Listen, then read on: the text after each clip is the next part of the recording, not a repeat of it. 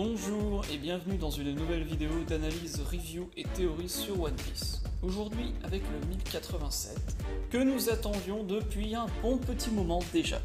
Je vais me permettre en premier lieu de faire une petite aparté sur la bande-annonce du tome 106. Le seul gros intérêt que nous avons dans ce tome, au-delà même du contenu qu'il peut avoir, est surtout la couleur, donc l'apparence des Vegapunk, qui est donc officialisée par les couleurs présentées.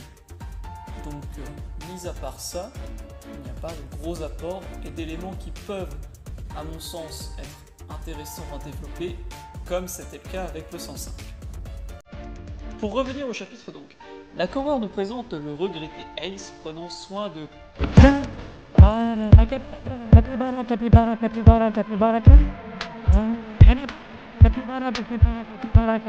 grâce au pouvoir du pyrofruit.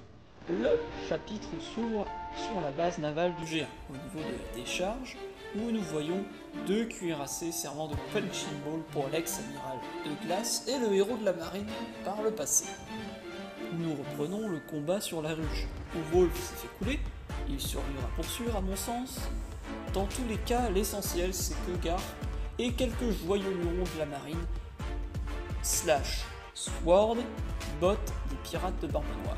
De leur côté, tout le reste de la clique, aka la marine, Sword, venu pour comme citoyens et autres prisonniers, s'enfuit à bord du navire de Garp. Malheureusement, fidèle à sa caractérisation, Koby se fait avoir par un guet-apens et Shiryu tente de l'embrocher. Tente car Garp se met sur sa route. Et il est mal en point, mais comme Renault... Toujours vivant, rassurez-vous, toujours la banane, toujours debout. Et nous apprenons que cette prime via la Cross Guild est de 3 couronnes, donc 3 milliards, comme son petit-fils. Nous apprenons qu'il s'agit aussi de la prime des amiraux Ryukyu, Fujitora, Kizaru, et on peut spéculer sur Sengoku et Akainu. Même si Garp a le même level de puissance monnayé pas que Luffy, ils ne sont pas égaux à mon sens. N'oublions pas que l'argent pour les marines vient de la Cross Guild. Ils ont les sous, mais pas autant que le gouvernement mondial. Et encore une fois, Luffy a une prime de 3 milliards, comme Kid et Law, alors que, on le sait bien, c'est pas aussi équilibré en vrai. Nous vient ensuite un flashback touchant, précisément la relation Kuzan-Garp, maître-élève, et les réactions de Garp via Dragon et Luffy pour ce qui est de leur conviction.